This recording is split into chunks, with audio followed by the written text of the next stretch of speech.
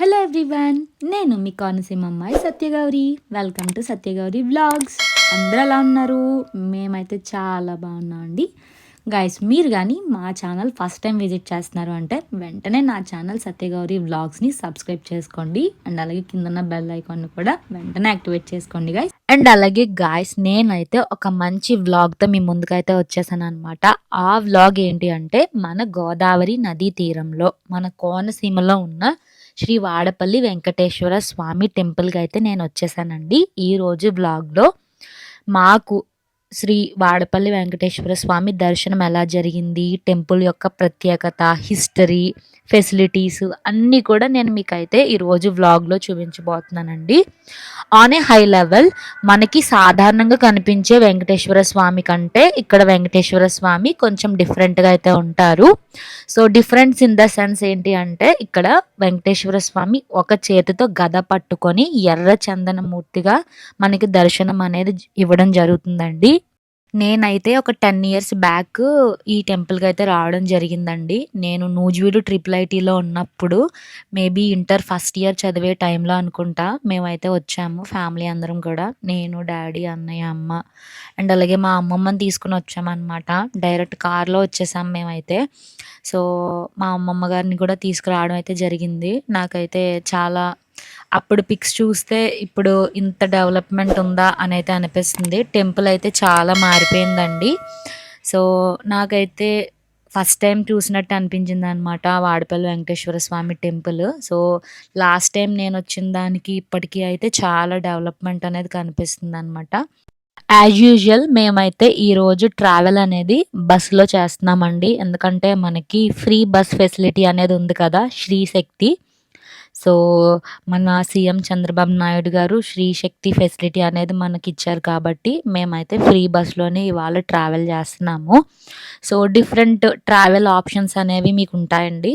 So first of all travel options మనం discuss చేసుకుంటే అమలాపురం నుంచి మేమైతే స్టార్ట్ అవుతున్నాము. ఇన్ కేస్ మీరు కానీ అమలాపురం నుంచి స్టార్ట్ అవుతున్నారు అనుకుంటే, so Amalapuram to Vadapalli 38 kilometres distance అనేది ఉంటుందండి. మీకైతే బస్ ఫెసిలిటీ ఉంటుంది.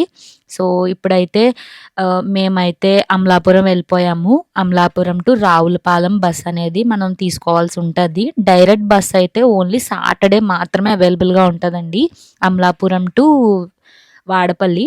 బట్ అదర్ దాన్ సాటర్డే మనకైతే 2 బస్సెస్ అనేవి తీసుకోవాలన్నమాట.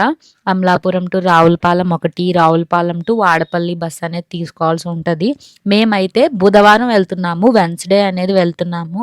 ఇన్ కేస్ మేము కానీ సాటర్డే వెళ్ళామంటే అసలు బస్సెస్ ఖాళీ ఉండవు, దర్శనం కూడా ఫ్రీగా జరగదు అనమాట. నాకైతే వ్లాగ్ తీయడానికి కూడా ఛాన్స్ అనేది ఉండదండి. అందుకే నేనైతే సాటర్డే కాకుండా వేరే ఒక రోజు వెళ్దాము అని చెప్పి వెన్స్డే అయితే ప్లాన్ చేశాను అనమాట.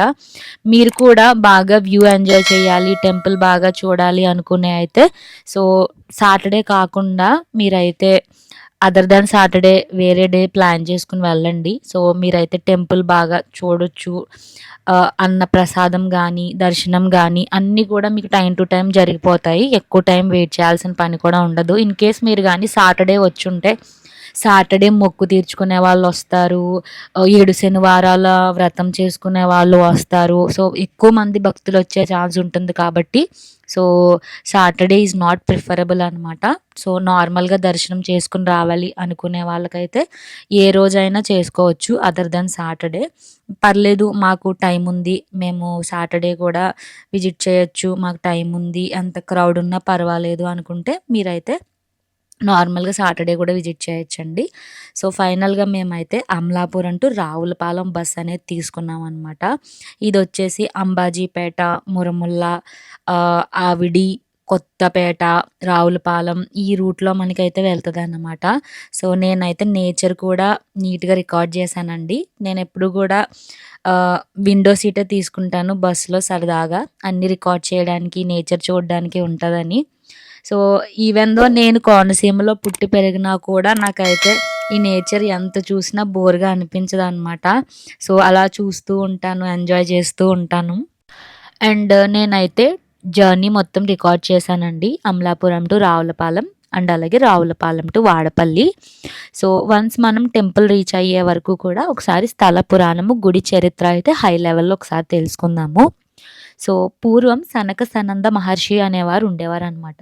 ఆయన విష్ణుమూర్తి దర్శనం కోసం వైకుంఠానికి వెళ్తారు.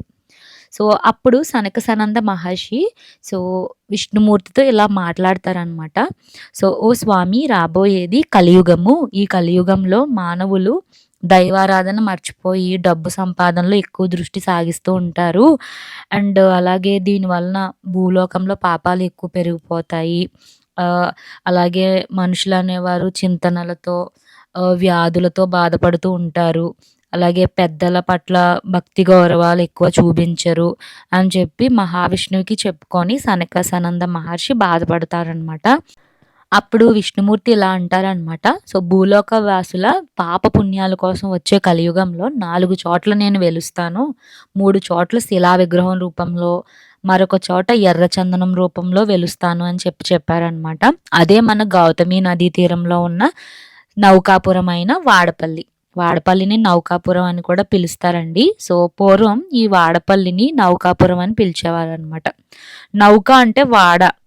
సో కాలక్రమేణా నౌకాపురం కాస్త వాడపల్లి అనే పేరు అనేది వచ్చింది. మన వాడపల్లి ఆంధ్రప్రదేశ్లో కోనసీమ జిల్లాలో ఆత్రేయపురం మండలంలో అయితే ఉన్నదండి. సో ఇన్ కేస్ అమలాపురం నుంచి వచ్చేవాళ్ళు అయితే Amalapuram to Ravulapalem, Ravulapalem to Vadapalli buses అయితే అవైలబుల్గా ఉంటాయి. ఇన్ కేస్ రాజమండ్రి నుంచి వచ్చేవారైతే 40 కిలోమీటర్స్ డిస్టెన్స్ అయితే ఉంటుందండి రాజమండ్రి టు వాడపల్లి. సో వాళ్ళకు కూడా Rajahmundry to Ravulapalem, Ravulapalem to Vadapalli buses అవైలబుల్గా ఉంటాయి. ఇన్ కేసు దూర ప్రదేశాల నుంచి వచ్చే వాళ్ళకి లైక్ వైజాగ్ కానీ అదర్ ప్లేసెస్ నుంచి వచ్చే వాళ్ళకి ట్రైన్ ఫెసిలిటీ అయితే అవైలబుల్గా ఉంటుందండి. రాజమండ్రి రైల్వే స్టేషన్ ఉందన్నమాట. సో మీరైతే రాజమండ్రి వరకు రైల్వే స్టేషన్కి ట్రైన్లో వచ్చేసి అక్కడ నుండి బస్ అయితే తీసుకోవచ్చు. So Ravulapalem to Vadapalli bus అయితే మీరు తీసుకోవచ్చు అనమాట. సో ఆలయ దర్శనం టికెట్స్ ఆన్లైన్లో కూడా మీకైతే అవైలబుల్గా ఉంటాయండి. ఇప్పుడు విష్ణుమూర్తి ఎలా వెలిసారో మీకైతే చెప్తాను. సో నాసికా త్రయంబకం గోదావరి పుట్టిన చోట ఎర్ర చందనపు వృక్ష రూపంలో తనను తాను ఏర్పరచుకున్నారండి. సో దేవతలు కానీ, ఋషులు కానీ, మనుషుల చేత కానీ ఎవరి చేత కూడా చెక్కబడకుండా ఆయనకు ఆయనే ఒక ప్రతిరూపాన్ని ఏర్పరచుకున్నారనమాట. ఆ రూపానికి మహర్షులు పూజ చేసి చందనపు పెట్టెలో పెట్టి నదిలో వదిలిపెట్టారనమాట. అది కాలక్రమేణా కొన్ని యుగాలు అయ్యేసరికి ఆ గ్రామంలో మట్టిలో కప్పడిపోయింది. సో నౌకానగరం అని చెప్పి అన్నాను కదా. సో ఆ పట్టణంలో సో ప్రస్తుతం ఉన్న వాడపల్లి అనే గ్రామంలో మట్టిలో కప్పడిపోయిందనమాట. సో ఒకరోజు గ్రామస్తులు కలలో స్వామివారు వచ్చారనమాట. స్వామివారు కనబడి నేను ఇలా చందనపు పెట్టెలో భూమిలో కప్పడిపోయి ఉన్నాను అని చెప్పారు. సో నెక్స్ట్ డేనే గ్రామస్తులు అక్కడికి వెళ్ళి చూస్తే అక్కడ ఏమీ కనిపించలేదు. సో ఎవరైతే గ్రామస్తులు వెళ్ళారో వారు నిరాశతో వెనక్కి తిరిగి వచ్చేసారనమాట. సో ఒకరోజు ఒక వృద్ధ బ్రాహ్మణునికి కలలో స్వామివారు కనబడి నేను మీకు కనిపించకపోవడానికి కారణం ఈ కలియుగ ప్రభావం అని చెప్పారంట. అండ్ అలాగే మీలో ఉన్న ఈ కల్మషం వల్ల నన్ను దర్శించుకోలేకపోతున్నారు. ఎక్కడైతే కృష్ణగ్రద్ద అనే ఒక గ్రద్ద ఉంటుందన్నమాట. అది ఎక్కడైతే వాలుతుందో అక్కడ నేను ఉంటాను అని చెప్పారనమాట. నెక్స్ట్ డేనే మళ్ళీ గ్రామస్తులందరూ వెళ్ళారు. సో కృష్ణగ్రద్ద వాలిన చోటు తవ్వి చూసారనమాట.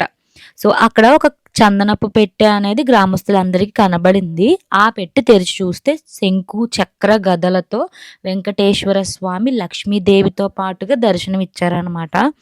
సో ఆ స్వామి విగ్రహాన్ని మేళతాళాలతో, వాయిద్యాలతో అంగరంగ వైభవంగా గ్రామస్తులు తీసుకొచ్చి ప్రతిష్ఠించారండి.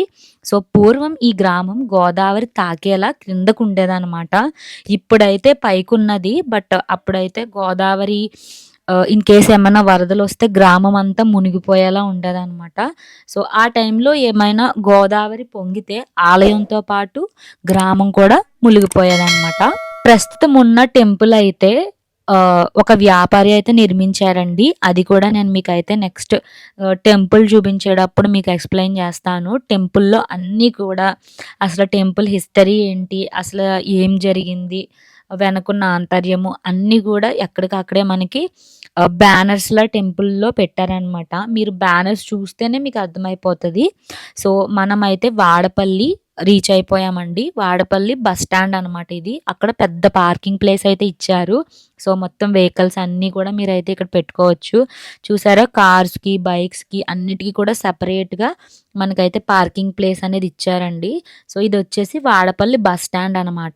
బస్ స్టాండ్ దగ్గర నుంచి 50 మీటర్స్‌లోనే మీకైతే టెంపుల్ ఉంటది. చాలా అంటే చాలా దగ్గరండి. నేనైతే బుధవారం వచ్చాను కాబట్టి అంత రష్‌గా అయితే లేదు. ఇన్‌కేస్ మీరు గాని సాటర్‌డే వచ్చారు అంటే అసల నడవడానికి కూడా ఖాళీ ఉండదనమాట. అంతమంది జనమైతే ఉంటారు. సో, ఇదైతే టెంపుల్ ఎంట్రన్స్ అనమాట. మీకు కావాల్సిన స్వామివారికి కావాల్సిన కొబ్బరికాయలు, అరటిపళ్ళు, అగరొత్తులు, ఆతకర్పూరము అండ్ అలాగే అభిషేకం చేయడానికి పాలు అన్నీ గూడా మీకైతే ఇక్కడ దొరుకుతాయండి. మేమైతే 2 అవర్స్‌లో రీచ్ అయిపోయాము. అమలాపురం టు రావులపాలెం 1 ½ అవర్ అయితే పట్టిందనమాట. సో, వన్స్ రావులపాలెంలో వాడపల్లి బస్ తీసుకున్నాము. ఒకటో నంబర్ ప్లాట్‌ఫామ్‌లో ఉంటది. సో, అక్కడ నుండి మాకు హాఫ్ అన్ అవర్‌లోనే మేమైతే వాడపల్లి రీచ్ అయిపోయామండి. వాడపల్లి గ్రామంలో ఉన్న శ్రీ వెంకటేశ్వర స్వామి చాలా మహిమ కలిగిన స్వామి అండి. సో, వెంకటేశ్వర స్వామికి ఆ పేరు ఎలా వచ్చింది అని మీలో చాలా మందికి తెలియకపోవచ్చు. సో, నేనైతే ఇప్పుడు అది కూడా చెప్తానండి. యాక్చువల్‌గా వేము అంటే పాపాలను, కట అంటే పోగొట్టేవాడు అని అర్థమండి. సో, వెంకటేశ్వర స్వామి అంటే పాపాలను పోగొట్టే స్వామి అని అనమాట. సో, వెంకటేశ్వర స్వామి అనే నామకరణము నారద మహర్షి చేశారనమాట. సో, ఈ వెంకటేశ్వర స్వామిని 7 శనివారాలు దర్శించుకోవడం 7 జన్మలతో చేసుకున్న పుణ్యంతో సమానం అనమాట. అండ్ అలాగే ఇక్కడ స్వామివారిని 7 శనివారాలు వరుసగా దర్శించుకొని ధ్వజస్తంభం ముందు నిలబడి మనసులో ఉన్న కోరికలు కోరుకొని ధ్వజస్తంభము అండ్ అలాగే టెంపుల్ చుట్టూ 7 ప్రదక్షిణాలు చేస్తే మీకు కోరుకున్న కోరిక అయితే నెరవేరుతది అని అయితే చాలామంది భక్తులైతే చెప్తారండి. అండ్ అలాగే దూరం నుంచి వచ్చే భక్తులందరికీ కూడా ఇక్కడ స్నాన వాటికలు కూడా ఉంటాయన్నమాట. సో, సెపరేట్‌గా రూమ్స్ కూడా అక్కడైతే నేను చూడడం జరిగింది. స్నాన వాటికలు సెపరేట్‌గా కూడా ఉన్నాయండి. ఇలా ఓపెన్‌గా కాకుండా. సో, ఇదొచ్చేసి టెంపుల్ ఎంట్రన్స్ అనమాట. మేమైతే టెంపుల్‌లోకి ఎంటర్ అవుతున్నాము. ఇక్కడ మనకి స్వామివారు చాలా డిఫరెంట్‌గా దర్శనం అయితే ఇస్తారనమాట. మీరిక్కడ స్వామివారిని చూస్తే చేతిలో గద పట్టుకొని ఉంటారండి. మీరు ఏ టెంపుల్‌లో వెంకటేశ్వర స్వామిని చూసినా కూడా ఇలా గద పట్టుకొని ఉండరనమాట. ఇక్కడ వాడపల్లిలో ఉన్న శ్రీ వెంకటేశ్వర స్వామి మాత్రమే చేతితో గద పట్టుకొని గదాహస్తుడిగా మనకి దర్శనం అయితే ఇస్తారనమాట. యాక్చువల్‌గా టెంపుల్‌లో అయితే మనకి మొబైల్స్ అలో లేదండి. నేనైతే మొబైల్ సబ్మిట్ చేసేసాననమాట. సో, మొబైల్ సబ్మిట్ చేసేసి మేమైతే దర్శనానికి వెళ్ళాము. దర్శనం అయితే మాకు చాలా చాలా బాగా జరిగిందండి. మేము టెంపుల్‌కి వెళ్ళి 12:45 పీఎంకైతే వెళ్ళాము. 1కి టెంపుల్ క్లోజ్ అనమాట. సో, మాకైతే దర్శనం చాలా త్వరగా జరిగిపోయింది. 10 మినిట్స్‌లోనే మాకు దర్శనం అయితే జరిగిపోయింది.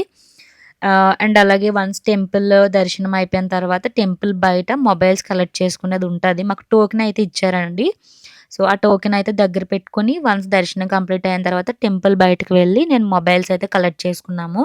సో, మొబైల్స్ కలెక్ట్ చేసుకున్న తర్వాత బయట ఇలా పిక్స్ అవి గూడా మేము తీసుకున్నామనమాట. అండ్ అలాగే మొబైల్‌కొచ్చేసి రూ. 5 చొప్పున రూ. 15 అనేది పే చేయాలండి. సో, అన్నీ గూడా ఫెసిలిటీస్ అయితే కూడా చాలా బావున్నాయి. మొబైల్స్ గానీ, సెక్యూరిటీ గానీ ఇప్పటి వరకు నేను ఏ టెంపుల్‌కెళ్ళినా కూడా మొబైల్ సబ్మిట్ చేయలేదు. ఫస్ట్ టైమ్ అనమాట. మొబైల్ సబ్మిట్ చేయడము. సో, దర్శనం కూడా మాకు చాలా ఫాస్ట్‌గా కంప్లీట్ అయిపోవడం చాలా బాగా అనిపించింది. సో, టెంపుల్ అయితే చూసాము. పెద్ద పెద్ద లైన్స్ గురించి అన్నీ కట్టారనమాట ఎక్కడికక్కడే. సో, కొంచేపు అలా దర్శనం అయిన తర్వాత అలా రిలాక్స్ అయ్యాము. సో, వన్స్ రిలాక్స్ అయిన తర్వాత ఇంకా భోజన ప్రసాదము అండ్ అలాగే ఇక్కడ స్వామివారి ప్రసాదము ప్రసాదం కౌంటర్స్ అవి ఉంటాయి. తీసుకుందాము అని చెప్పేసి కొంచేపు రిలాక్స్ అవుతున్నామనమాట. అండ్ వన్ మోర్ పాయింట్ ఏంటి అంటే ఆలయం టెంపుల్ టైమింగ్స్ వచ్చేసి మనకి మార్నింగ్ 8 AM నుండి ఆఫ్టర్‌నూన్ 1 PM వరకు ఉంటారండి. అండ్ అలాగే మళ్ళీ టెంపుల్ ఓపెనింగ్ వచ్చేసి 4 PM టు 8 PM అనమాట. సో మధ్యలో 1 పీఎం నుంచి 4 పీఎం వరకు టెంపుల్ అయితే క్లోజ్‌లో ఉంటుంది. సో ఇలా మేము టెంపుల్ క్లోజ్ అయిపోయిన టైంలో మాదే లాస్ట్ దర్శనం అనమాట. సో వన్స్ మాకు టెంపుల్‌లో దర్శనం కంప్లీట్ అయ్యేటప్పటికి 1 అయిందనమాట. సో మా తర్వాత వచ్చిన భక్తులందరికీ కూడా దర్శనం ఇంకా స్టాప్ చేసేసారు. ఇంక టెంపుల్ క్లోజ్ చేసేసి స్టాఫ్ అంతా కూడా లంచ్‌కి వెళ్ళిపోయారనమాట. సో మళ్ళీ 4కి ఆ టైంకి ఓపెన్ చేస్తారు అని చెప్పేసి అక్కడ చెప్పారండి. అండ్ అలాగే గాయ్స్ గ్రామస్తులు నిర్మించిన గుడి చాలా చిన్నదండి. సో అదేంటి అంటే ఎప్పుడైనా గోదావరి పొంగినా, వరదలొచ్చినా సరే గ్రామంతో పాటు టెంపుల్ కూడా మునిగిపోయేలా ఉండేదండి. బట్ ప్రస్తుతం మనం చూసే టెంపుల్ కూడా ఒకరైతే నిర్మించారనమాట. దాని వెనకాల కూడా ఒక ఆంతర్యం అనేది ఉంది. అది మీకు నేను చెప్తాను. ప్రస్తుతం మనం చూస్తున్న ఆలయాన్ని నిర్మించిన వారు వినపోత గజేంద్రుడనమాట. ఈయన ఒక వ్యాపారి. ఓడల వ్యాపారం చేసేవారంట. ఆయన ఒకరోజు వ్యాపార నిమిత్తం ఆ టెంపుల్ వైపు వెళ్తూ ఉండగా ఒకరోజు పెద్ద గాలి, వాన వచ్చేసాయంట. సో, అలా పెద్ద గాలి, వాన రావడం వల్ల నౌకలన్నీ కనిపించకుండా చెల్లాచెదురైపోయాయి. సో, అప్పుడు ఈ గజేంద్రుడు స్వామివారికి మొక్కుకున్నారు. స్వామి నాకు నా నౌకలన్నీ క్షేమంగా దొరికితే ఈ ఓడలను అమ్మగా వచ్చిన లాభంతో నీకు ఆలయాన్ని నిర్మిస్తాను. ఆలయ నిర్మాణం చేస్తాను అని చెప్పేసి మొక్కుకుని మనసులో అనుకున్నారంట. అయితే ఆ రోజు ఆ గజేంద్రుడికి కలలో స్వామివారు కనబడి నీ నౌకలన్నీ ఒక తీరాన్ని చేరుకున్నాయి అని చెప్పేసి చెప్పారంట. నెక్స్ట్ డేనే ఆ వ్యాపారి స్వామివారు చెప్పిన ప్లేస్‌కి వెళ్లి చూస్తే అక్కడే నౌకలన్నీ ఉన్నాయన్నమాట. సో, అది స్వామివారి మహిమ అని అనుకోని గజేంద్రుడు వ్యాపారంలో వచ్చిన లాభంతో వెంటనే అక్కడున్న ఆలయాన్ని నిర్మించారటండి. సో, ప్రస్తుతం మనం చూస్తున్న టెంపుల్ అంతా కూడా గజేంద్రుడు నిర్మించిన టెంపుల్. అండ్ అలాగే ఈ పెద్దాపురం రాజుగారు అనేవారు ఒకరు ఉండేవారనమాట. ఈ గుడి నిర్మాణానికి 200 ఎకరాల స్థలాన్ని కూడా ఇచ్చారటండి. ఈ వాడపల్లి వెంకటేశ్వర స్వామి టెంపుల్లోనే మనకి అన్నపూర్ణ సమేత విశ్వేశ్వరునిగా శివయ్య మనకి దర్శనమిస్తారండి. ఇక్కడ ఉన్న శివలింగాన్ని సాక్షాత్తు కాశీ క్షేత్రం నుండి తీసుకుని వచ్చారు అని అయితే చెప్తారనమాట. సో కాశీ నుంచి తెచ్చిన పరమేశ్వరుడి శివలింగాన్ని ఇక్కడ ప్రతిష్ఠించారు అని అయితే చెప్తారండి. అండ్ అలాగే ఇక్కడ వెంకటేశ్వర స్వామి కళ్యాణం అయితే జరుగుతుందన్నమాట, నిత్య కళ్యాణము. అండ్ అలాగే ప్రతి సంవత్సరము చైత్ర శుద్ధ ఏకాదశి రోజున అత్యంత వైభవంగా ఇక్కడ కళ్యాణం అయితే జరుగుతుందంట. అండ్ అలాగే రథోత్సవం కూడా జరుగుతుందండి. శ్రావణ శుద్ధ దశమి నుండి 3 రోజుల పాటు బ్రహ్మోత్సవాలు కూడా జరుగుతాయి. సో నిత్య కళ్యాణము, గోదాదేవి కళ్యాణము. గోదాదేవి కళ్యాణం చేయించుకుంటే ఇక్కడ పెళ్లి కాని వారికి పెళ్ళి అవుతుంది అని కూడా చెప్తారనమాట. గోదాదేవి కళ్యాణము, స్వామివారి కళ్యాణం చేయించుకుంటే. అలాగే నిత్య అన్నదానం కూడా ఇక్కడ ఉన్నదండి. సో ఎవరైతే భక్తులు దూరం నుంచి వస్తారో సో వాళ్ళందరికీ కూడా ఇక్కడ నిత్య అన్నదాన ఫెసిలిటీ అయితే ఉంటుందన్నమాట. సో వన్స్ మీకు దర్శనం కంప్లీట్ అయిపోయిన తర్వాత మీరైతే ఇక్కడే కొంచెం టెంపుల్కి లెఫ్ట్ సైడ్లో మనకి ఒక పెద్ద ఓపెన్ ఏరియా ఉంటుంది. అక్కడ మనకి స్వామివారి అన్నప్రసాదం అనేది జరుగుతుంది. మేమైతే ఇక్కడ లైన్లో నిలబడ్డాము. మీరు ఇక్కడ చూసుకుంటే లైన్లో వెళ్ళాల్సి ఉంటుందండి. సో నిత్య అన్నదానము. సో చాలామంది భక్తులు ఎవరైతే టెంపుల్కి వచ్చారో వాళ్ళందరూ కూడా మ్యాక్స్ టు మ్యాక్స్ భోజనం చేసే స్వామివారి భోజనం తినే వెళ్తారనమాట. అండ్ మీరు ఇంకా మా వ్లాగ్స్ చూస్తుంటే ఏదైనా టెంపుల్కి వచ్చాము అంటే ఇన్ కేస్ అక్కడ భక్తులకి అన్నప్రసాద ఫెసిలిటీ ఉంది అంటే మేమైతే మేక్ ష్యూర్ ప్రసాదం తినే వెళ్తాం అనమాట. సో ఎలాగో మా దర్శనం కూడా ఆన్ టైం కంప్లీట్ అయిపోయింది. సో 1:30 అయిందనమాట మేము భోజనానికి వచ్చేసరికి. సో ఇక్కడైతే అప్పుడే ఇంకా భోజనం అనేది స్టార్ట్ అయ్యింది. సో భోజనం అయితే మార్నింగ్ 11 నుంచే స్టార్ట్ అయిపోతుందండి. 11 నుంచి ఈవినింగ్ 4 వరకు కూడా ఉంటుందన్నమాట. సో లైన్లో మనం వెళ్ళాల్సి ఉంటుందండి. ఈ స్టార్టింగ్లో వచ్చేసి మనకి కర్రీస్ అనమాట. సో కర్రీ అన్నీ కూడా ఒక్కసారే వడ్డిస్తానమాట. సో మీరు అలా లైన్గా ఫ్రంట్కి వెళ్ళిపోవాలి.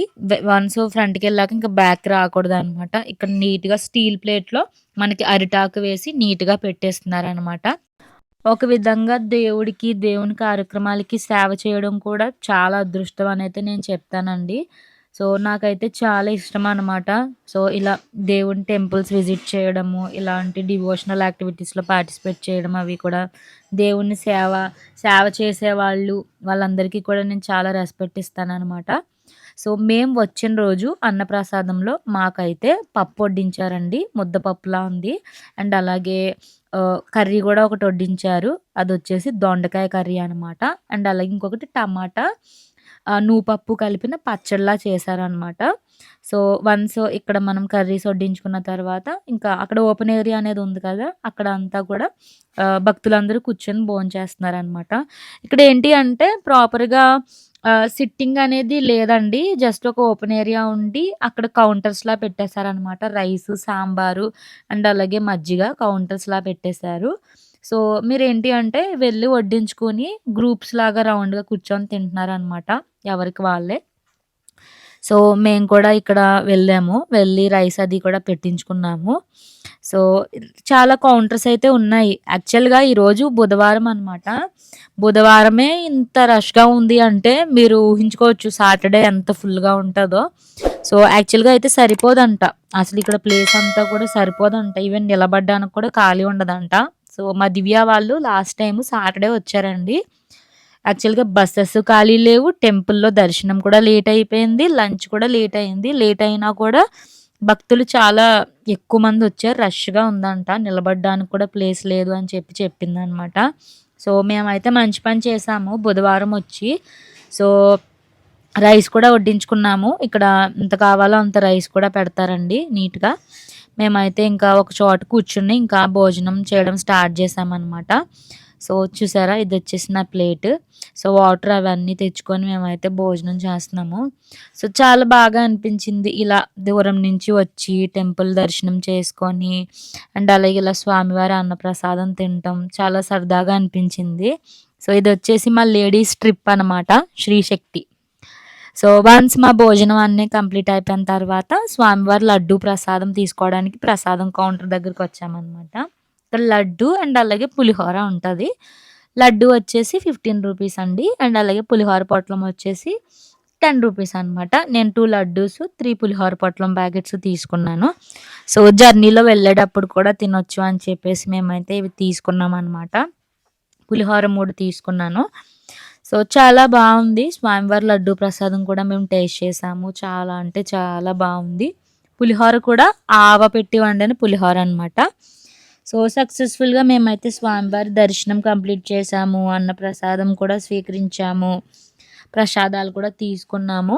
సో, మీరేమన్నా గానీ విరాళాలు ఇవ్వాలి అనుకుంటే, సో, అన్నప్రసాద కార్యక్రమానికి విరాళాలు ఇవ్వాలి అనుకుంటే స్పెషల్‌గా కౌంటర్స్ ఉంటాయండి. సో, మీరైతే ఏమన్నా విరాళాలు ఇవ్వాలి అంటే అక్కడ సమర్పించుకోవచ్చు. సో, వన్స్ మా దర్శనం అనేది కంప్లీట్ అయిపోయిన తర్వాత ఇంకా అలా సరదాగా బయటకొచ్చాము. అసల టెంపుల్ సరౌండింగ్స్‌లో ఏమున్నాయి అని చెప్పేసి. సో, టెంపుల్ అయితే చాలా ఖాళీ ప్లేస్‌లో కట్టారండి. చాలా స్పేషియస్‌గా ఉంటుంది టెంపుల్ అయితే. టెంపుల్ చుట్టూ కూడా చాలా షాప్స్ అనేవి ఉన్నాయి. సో, ఇది నర్సరీలా పెట్టారనమాట. ఈ నర్సరీలో ఏంటి అంటే రకరకాల పూల మొక్కలైతే ఉన్నాయి. చామంతి పూలు, రెడ్ చామంతి, పర్పుల్, యెల్లో, పింక్, వైట్ ఇలా డిఫరెంట్ డిఫరెంట్ కలర్స్ చామంతి మొక్కలు, రోజెస్ అన్నీ ఉన్నాయి. నాకు చాలా నచ్చింది. ఎస్పెషల్‌గా మన అమ్మాయిలకి రోజెస్ అంటే చాలా ఇష్టం కదా! రోజెస్ అండ్ అదర్ ఫ్లవర్స్ అన్నీ కూడా. నేనైతే ఫ్లవర్స్‌ని ఫోటో తీశాను. ఫ్లవర్స్‌లో కూడా నేను నిలబడి ఫోటోస్ అయితే తీయించుకున్నాను. నాకు చాలా బాగా అనిపించింది. అండ్ అలా మేమైతే ఎక్స్‌ప్లోర్ అవుతూ ఉన్నాము. సో, అలా వెళ్తూ ఉండగా ఇంకొక నర్సరీ కనిపించిందనమాట. సో, చాలా నర్సరీస్ ఉన్నాయండి. సో, మీరు ఇన్ కేసు ఏమన్నా పర్చేస్ చేసుకోవాలి అంటే పర్చేస్ చేసుకోవచ్చు. స్టార్టింగే 50 రూపీస్ అని చెప్తున్నారనమాట. ఒక్కొక్క మొక్క కూడా 50 రూపీస్ అంట. నేను తీసుకోలేదు. ఎందుకంటే మళ్ళీ బస్సులో క్యారీ చేయాలి అని చెప్పేసి నేనైతే తీసుకోలేదు. సో, సరదాగా ఫోటోస్ అయితే తీసుకున్నామనమాట. సో, మా మమ్మీకి కూడా ఫ్లవర్స్ అంటే చాలా ఇష్టము. మా మమ్మీకి కూడా ఫోటోస్ తీశాను. నేను తీసుకున్నాను. ఇంకా మా దివ్య గాడికి, మా అత్తకి అందరికి కూడా ఫోటోస్ అయితే తీసాము. చూసారా ఫ్లవర్స్ అన్నీ కూడా ఎలా కలర్‌ఫుల్‌గా కనిపిస్తున్నాయో. ఈవెన్ దో ఆఫ్టర్‌నూన్ 3, 4 ఆ టైంకి కూడా చాలా ఫ్రెష్‌గా ఉన్నాయి ఫ్లవర్స్ అన్నీ కూడా. యాక్చువల్‌గా మధ్య మధ్యలో వాటర్‌తో తడుపుతున్నారనమాట వీటిని. అలా తడపడం వల్ల చాలా ఫ్రెష్‌గా ఉన్నాయి. అండ్ అలాగే ఇంకా మేము అలా ముందుకు వెళ్తూ చుట్టూ ఉన్న షాప్స్ అన్నీ గూడా ఎక్స్‌ప్లోర్ అవుతున్నాము. సో, నాకైతే ఇక్కడ కీ చైన్ కనిపించిందనమాట. చాలా క్యూట్‌గా ఉంది గదా! సో, చిన్న పిల్లల కీ చైన్ అనమాట. చాలా క్యూట్‌గా అనిపించింది. అండ్ అలాగే దేవుడిని పెట్టుకునే వెండి పూతలా ఉన్న స్టాండ్స్ అండ్ అలాగే చైన్స్, క్లిప్స్ అన్ని ఐటెమ్స్ ఉన్నాయన్నమాట. మనకి ఎగ్జిబిషన్‌లో అలా దొరుకుతాయి అన్నీ గూడా. దేవుడి తాళ్ళు అన్నీ గూడా. అండ్ అలాగే ఇక్కడ మీరు చూసుకుంటే పూతరేకులు తయారు చేసి ఇస్తున్నారండి. ఇదేంటి అంటే ఆత్రేయపురం మండలం కదా! సో, ఆత్రేయపురం. సో, పూతరేకులు, బొబ్బట్లు ఇవన్నీ ఫేమస్ కాబట్టి ఇక్కడ లైవ్‌లో మనకి ఫ్రెష్‌గా పూతరేకులైతే చూడుతున్నారనమాట. సో, చాలా రీజనబుల్ ప్రైజెస్‌లో మనకైతే పూతరేకులు ఇక్కడ అమ్ముతున్నారనమాట. సో, నెయ్యి కూడా చాలా మంచి స్మెల్లొచ్చిందండి. నాకైతే చాలా కమ్మగా అనిపించింది. నేను పూతరేకు కూడా తీసుకున్నాను. సో, చాలా బాగా అనిపించింది. సో, మేమేంటి అంటే మాది కోనసీమ కాబట్టి నాకివన్నీ అంత కొత్తగా అనిపించవు. సో, ఎవరైతే నా వ్లాగ్స్ చూస్తున్నారో, సో, ఎవరైతే ఫస్ట్ టైమ్ ఇవన్నీ చూస్తున్నారో వాళ్ళకి ఇవన్నీ కొంచెం స్పెషల్‌గా అనిపించొచ్చు. మీరిక్కడ చూసుకుంటే నెక్స్ట్ కోనసీమ బొబ్బట్లు అని ఒక బండుందనమాట. ఇక్కడ లైవ్‌లోనే వాళ్ళే బొబ్బట్లు వెంటనే తయారు చేసేసి మనకి లైవ్‌లోనే ఇస్తున్నారు. నేనైతే ఒక 3 బొబ్బట్లు తీసుకున్నాననమాట. నెయ్యితో నెయ్యితో నీట్‌గా బాగా తయారు చేస్తున్నారు. నాకు చాలా నచ్చింది. టేస్ట్ కూడా చాలా బావుందండి. మీరక్కడ చూస్తే. బొబ్బట్లు వేడిగా ఉన్నప్పుడు కంటే చల్లారాక చాలా బావుంటాయి. మేమైతే ఇంకా మాకు తినాలి అనిపించేసి మేమైతే వేడిగా ఉన్నప్పుడే తినేసామనమాట. సో, ఇక్కడ చూసారా? ఇక్కడ మైదా పిండి పెట్టారనమాట. ఒక బౌల్‌లో మైదా పిండి ఘీ అనుకుంటా. ఘీలో ముంచేసి మనకైతే ఒక కవర్ మీద నీట్‌గా వత్తేసి చేస్తున్నారనమాట. వీళ్ళ దగ్గర పూతరేకులు కూడా అవైలబుల్‌గా ఉన్నాయి. సో, ఇంక మేమైతే ఇంకా బొబ్బట్లు తీసుకొని అలా సరదాగా చిల్ అవుతా కూర్చొని తిన్నాము.